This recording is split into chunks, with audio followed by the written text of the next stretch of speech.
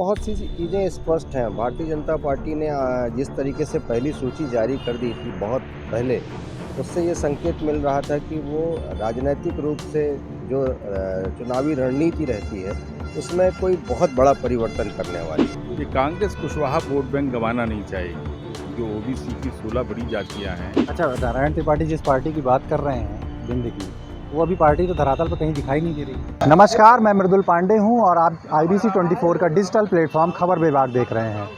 सतना में राजनीति में सियासी उछाल देखने को मिल रहा है। भारतीय जनता पार्टी ने दूसरी सूची जारी कर दी है और इस सूची में मैहर विधायक नारायण त्रिपाठी को अलग कर दिया गया है, यानी कि श्रीकांत चतुर्वेदी जो कि सिंधिया खेमे से आते हैं, उन्हें टिकट दिया गया है। और वहीं सतना विधानसभा से सतना सांसद को टिकट देकर पार्टी ने चौंकाया है। इस टिकट को लेकर और आगे क्या राजनीति में उछाल आएगा और क्या दूरगामी परिणाम देखने को मिलेंगे, इस तमाम मुद्दों पर हमारे साथ चर्चा करने के लिए दो वरिष्ठ पत्रकार हमारे साथ मौजूद हैं। संजय प्यासी जी हमारे साथ मौजूद हैं और अशोक शुक्ला जी हमारे साथ मौजूद हैं। इनसे हम चर्चा करके सतना की राजनीतिक विश्लेषण करेंगे और जानने की कोशिश करेंगे, समझने की कोशिश करेंगे कि आने वाले विधानसभा चुनाव में क्या कुछ होने वाला है। तो सबसे पहले शुरुआत में संजय प्यासी जी आपसे करना चाहूँगा कि सतना सांसद को टिकट देना और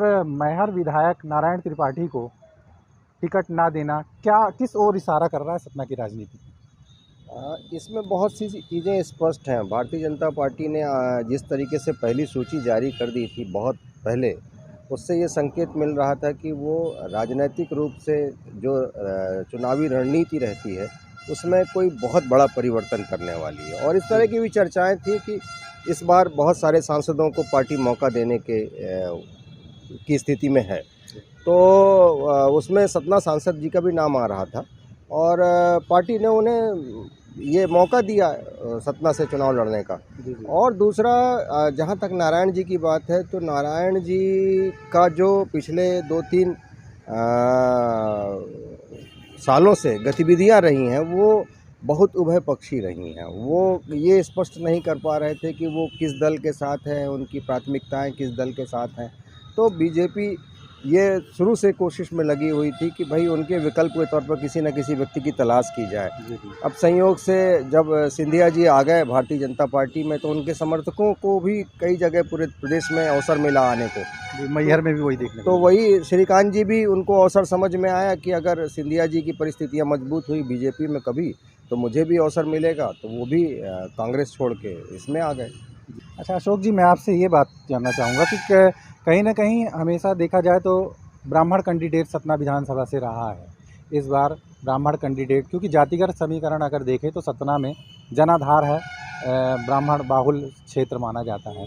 इसमें एक ब्राह्मण कैंडिडेट को दरकार, क्योंकि 3 बार से शंकर लाल तिवारी भी विधायक रहे हैं और युवा नेता भी शिवा चतुर्वेदी, उनको भी मौका नहीं दिए गए, प्रबल दावेदारों में से थे। क्या लगता है इस बार सतना सांसद को टिकट देना उचित रहेगा? देखिए, पार्टी ने सोच समझ के ही टिकट देने का फैसला किया होगा। और बीजेपी सांसद गणेश सिंह को अगर आप देखें तो लोकसभा के जो 4 चुनाव हैं, 2014 का केवल एक चुनाव ऐसा था जब वो सतना विधानसभा क्षेत्र में मात्र 2000 वोटों से पिछड़े थे। बाकी जो 2004 का था, फिर उसके बाद 9 का आप देखिए, और उसके बाद जो है 2019 का लोकसभा का चुनाव देखिए। तो बीजेपी सांसद को सतना विधानसभा क्षेत्र से बढ़त ही मिली है।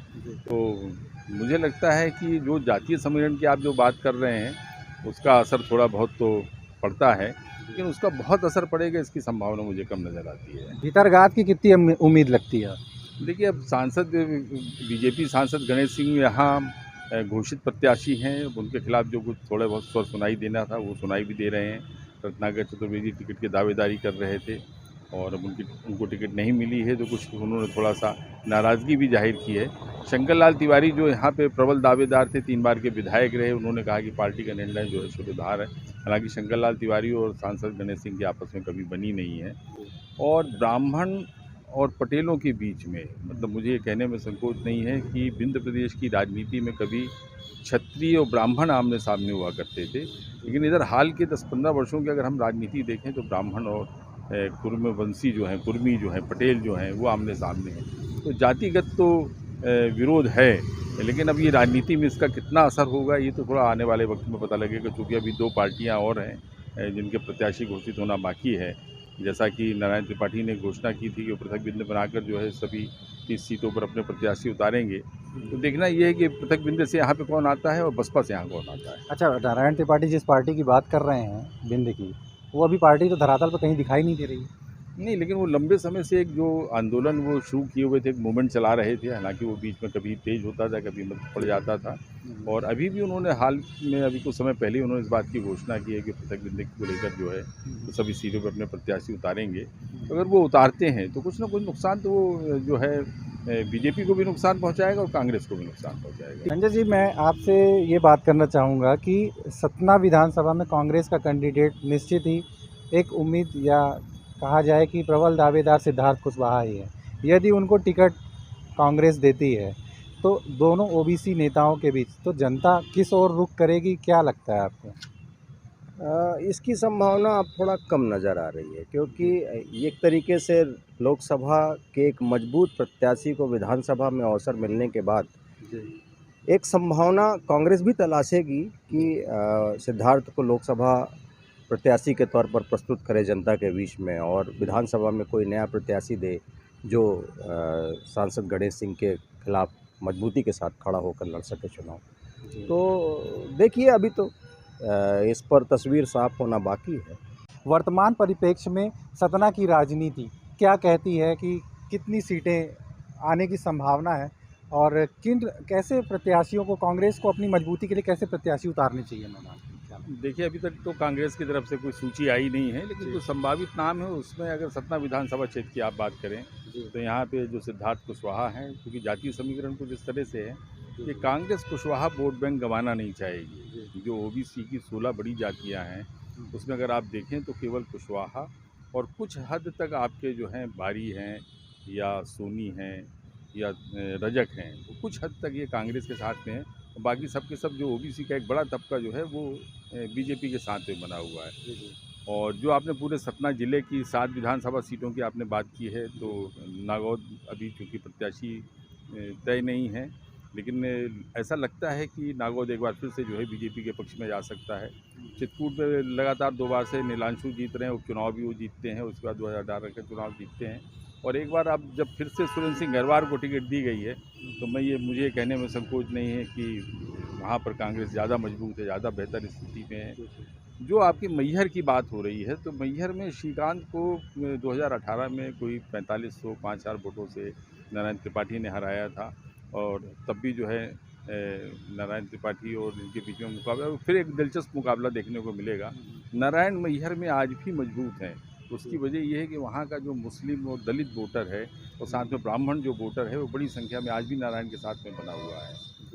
सतना में आप जो सवाल कर रहे हैं कि ओबीसी वोटों का बंटवारा होगा, ठीक है, लेकिन सतना में केवल यही 2 जातियाँ नहीं हैं, यहाँ पे कई जातियाँ हैं। यहाँ अल्पसंख्यक भी हैं, यहाँ ब्राह्मण भी हैं, और ब्राह्मणों की सामान्य नाराज़गी जो है दोनों से, मतलब अगर आप 2003 के पहले की स्थिति अगर आप देखें प्रदेश की, तो कुशाभाऊ ठाकरे ने ओबीसी को सवर्णों के साथ में जोड़ा था। वजह ये थी कि मंडल आयोग की सिफारिशें लागू हुई थी विश्वनाथ जी के टाइम पर, और उस वक्त जो है जो सवर्णों की नाराज़गी थी वो ज़बरदस्त थी, जिसको ये कहा गया था कि आर्थिक आधार पर आरक्षण देंगे। तो कभी ओबीसी और सवर्ण साथ आए थे, लेकिन फिर 2004 के बाद से जब अटल जी का प्रभाव समाप्त होता है राजनीति में, आडवाणी जी आगे आते हैं, तो ओबीसी से ब्राह्मण जो है थोड़ा सा दूरी बना के चल रहा है। और विंध्य प्रदेश में आप देखें तो मुख्य रूप से पहले कभी छत्री बनाम ब्राह्मण हुआ करता था, और अब छत्री बनाम रघुवंशी, क्षमा कीजिएगा, कुर्मवंशी बनाम जो है ब्राह्मण हो गया है। और सतना विधानसभा में भी ये असर डालेगा। ये केवल सतना विधानसभा में नहीं, जो विंध्य प्रदेश की 30 सीटें हैं सभी जगह आपको ये देखने को मिलेगा। अब जहाँ ओबीसी का कैंडिडेट आता है वहाँ से ब्राह्मण अपनी दूरी बनाता है, लेकिन उसके साथ में विकल्प बड़ा सीमित है, जाए तो जाए कहाँ। अगर सतना में दोनों ओबीसी के आ रहे हैं तो ब्राह्मण फिर कहाँ जाएगा? तो मुझे लगता है कि फिर वो ये देखेगा कि उपयोगिता किसकी है, क्योंकि लोकप्रियता और उपयोगिता के बीच में ये मतदाता तय करता है कि हमारे लिए उपयोगी कौन होगा। संजय जी, मैहर में 2014 में लोकसभा की अगर अपन बात करें तो नारायण त्रिपाठी ने बीजेपी का समर्थन करके बीजेपी में शामिल हो गए थे। अब वो अगर देखा जाए तो मैहर में कहीं ना कहीं कांग्रेस साधने की कोशिश करेगी कि नारायण त्रिपाठी को टिकट दे दी जाए। क्या लगता है कि लोकल के नेताओं द्वारा इस बात का विरोध नहीं होगा, या नारायण त्रिपाठी खुद कांग्रेस की तरफ जाएंगे, ऐसा लगता है क्या? क्या समीकरण क्या बताते हैं?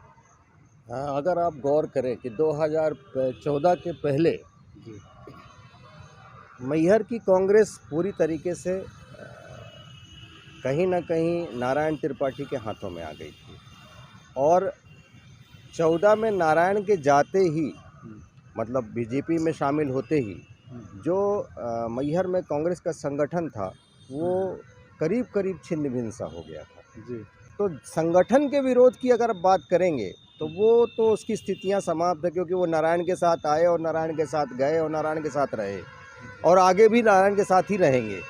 जहां नारायण रहेंगे उनके साथ ही रहेंगे। तो वो वातावरण का संभावना मेरे को कम समझ में आ रही है। जी अब अवसर देने की बात है जहां तक पार्टी के, कि पार्टी अवसर देती है कि नहीं देती, एक मजबूत प्रत्याशी के तौर पर वो क्षेत्र में है, तो ये ज़रूर देखना है कि अब पार्टी के जो और विकल्पों के नाम पहले से चल रहे थे उनमें नारायण किस स्थिति में बनते हैं, या नारायण कांग्रेस में जाते हैं या अपनी पार्टी से चुनाव लड़ते हैं। अभी ये बहुत कुछ देखना शेष है कुल मिला के। अच्छा, 19 में एक सतना की बात करें तो नारा चला था कि गणेश विसर्जन एक ट्रेंड सा चल गया था, हर जगह सोशल मीडिया प्लेटफॉर्म हो या लोगों की ज़ुबान पे आया था, लेकिन उसका नतीजा ये हुआ कि बम्पर वोट से विजयी हुई, गणेश सिंह लोकसभा जीत कर आए। इस बार भी कुछ ऐसा ही चर्चा में है यह शब्द, तो कितना लगता है कि ये प्रभावशाली होगा? अभी 24 घंटे तो नहीं हुए टिकट मिले हुए, है ना? तो अभी किसका विसर्जन है और किसको सम्मान मिलने वाला है, ये कहना अभी मुझे लगता है। जी जी आजकल सोशल मीडिया का ज़माना है, तो किसी को भी किसी तरीके से भी ट्रेंड कराया जा सकता है, उससे कोई बहुत ज़्यादा असर नहीं होता। और जहाँ तक आप 19 की बात कर रहे हैं, तो ये चर्चा 14 के लोकसभा इलेक्शन में ज़्यादा थी, जी जी लेकिन उसका परिणाम भी उनके पक्ष में आया था। जी तो और उसके बाद 19 के इलेक्शन में उन्होंने भारी बम्पर मार्जिन के साथ इलेक्शन जीता। तो इतना कमज़ोर आंकना किसी व्यक्ति को, मुझे लगता है अभी जल्दीबाजी हो जाएगी। अच्छा, सतना की राजनीति से निकल के अगर अपन प्रदेश तक पहुंचते हैं तो मध्य प्रदेश में 8 ऐसे टिकट्स दी गई हैं जो कि केंद्रीय मंत्रिमंडल से भी कुछ लोग आते हैं और सांसद हैं। वो 8 सांसदों को मैदान पे उतारना किस तरह की राजनीति, क्या शिवराज अगला चेहरा होंगे, या तमाम सवालात खड़े हो रहे हैं, क्या लगता है? बिल्कुल बिल्कुल आप ठीक कह रहे हैं कि खासतौर पे नरेंद्र सिंह तोमर और प्रहलाद सिंह पटेल जैसे मंत्रियों को अगर विधानसभा चुनाव में उतारा जा रहा है, तो जाहिर है कि इनको केवल विधायक बनाने के लिए तो उतारा नहीं जा रहा है। इनको एक बड़ी जिम्मेदारी प्रदेश में मिल सकती है। जब बड़ी जिम्मेदारी की बात आती है तो सीएम से कम की जिम्मेदारी अगर इनको दी जाती है तो इनको फिर केंद्रीय मंत्रिमंडल से यहाँ लाकर जो है चुनाव लड़ाना जो है मेरी समझ से तो परे है। मुझे लगता है कि मध्य प्रदेश में एक बड़ा परिवर्तन होगा। वो चुनाव से पहले होता है कि चुनाव से बाद से होता है, लेकिन इस बार सीएम बदल जाएगा। संजय जी, आपकी भी राय भी इस पर मैं लेना चाहूँगा। क्या लगता है, अगले सीएम शिवराज सिंह चौहान होंगे या फिर बीजेपी कोई और विकल्प तलाश रही है? नहीं, आप उस पर गौर नहीं कर रहे हैं कि 2024 पर भी लोकसभा इलेक्शन है, और 2024 के लोकसभा इलेक्शन की तैयारियां भारतीय जनता पार्टी ने विधानसभा चुनाव के पहले ही कर दी।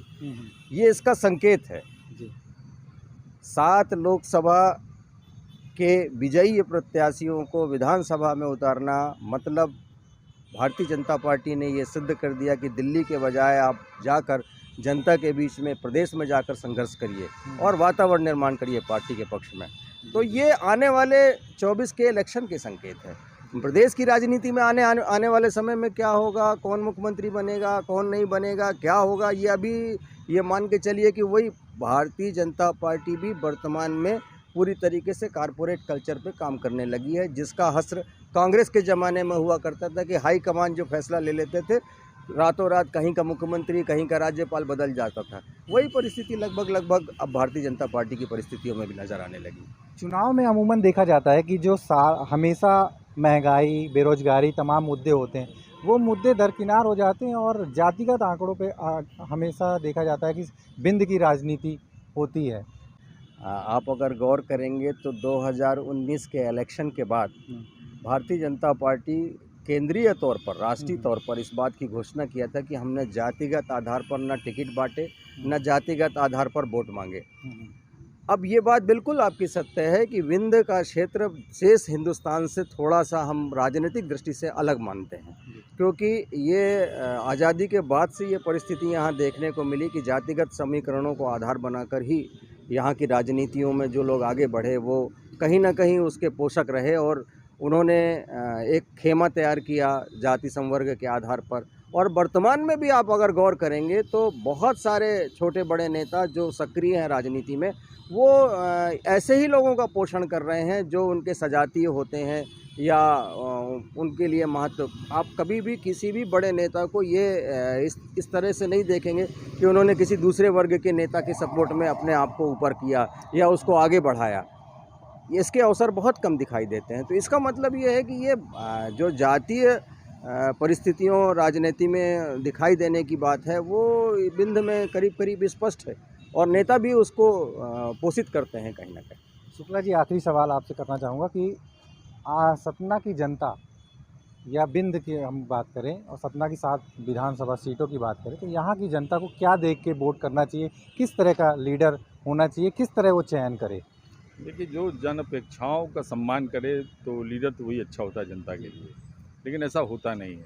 चुनाव से पहले की स्थिति कुछ और होती है, चुनाव के बाद की स्थिति कुछ और होती है।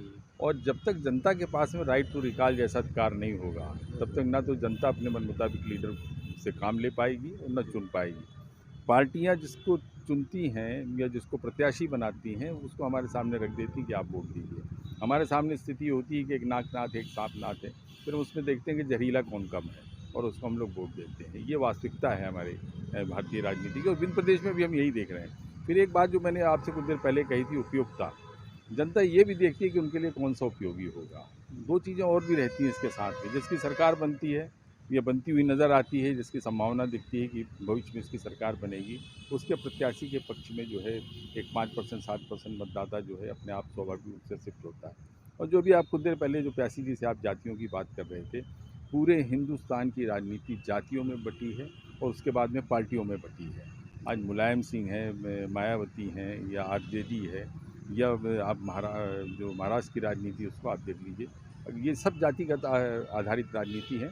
और भारतीय जनता पार्टी अपवाद नहीं है। मैंने आपसे अभी थोड़ी देर पहले जिक्र किया था कि कुशाभाऊ ठाकरे ने ओबीसी को और ब्राह्मणों को साथ में जोड़कर जो है प्रयोग किया था, जो मध्य प्रदेश में सफल रहा, और फिर लंबे समय तक जो है इसका फ़ायदा भी बीजेपी को मिलता रहा है।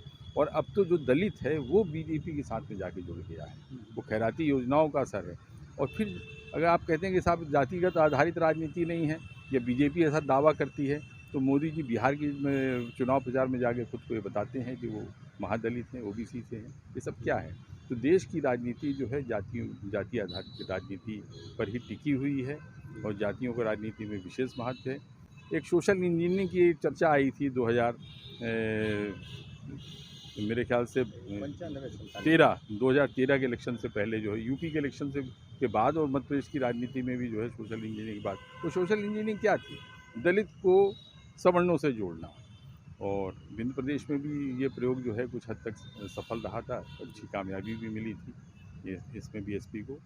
और मुझे लगता है कि अगर अभी 2023 के इलेक्शन में भी कहीं सोशल इंजीनियरिंग जैसी कोई स्थिति बनती है, तो उसका फ़ायदा उस पार्टी को मिलेगा जो सोशल इंजीनियरिंग के मुताबिक कोई प्रत्याशी दे पाएगी, और नुकसान इसका जो है बीजेपी और कांग्रेस को होगा। तो ये थे हमारे साथ 2 खास मेहमान जिनसे हमने तमाम राजनीतिक मुद्दों पर चर्चा की। बीजेपी ने अपने पत्ते खोलने शुरू कर दिए हैं, लेकिन कांग्रेस के पत्ते खोलने बाकी हैं।